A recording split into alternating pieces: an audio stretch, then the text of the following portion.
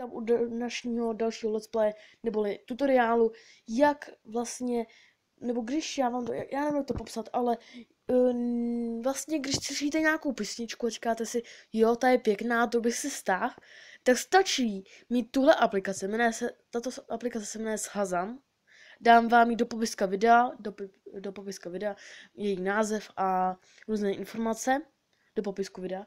A já vám vlastně ukážu, jak tato aplikace funguje. A funguje tak, že vlastně slyšíte nějakou písničku, já dám příklad, prostě slyšíte nějakou písničku a vás by zajímalo, jak se ta písnička jmenuje.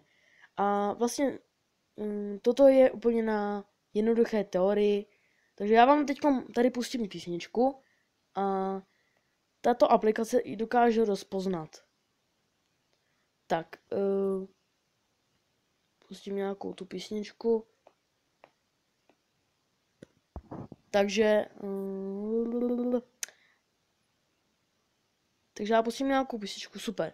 Takže pustíme písničku třeba Benny Cristo Kavalér těžký váhy, ano. A máškneme dotkněte se protagování.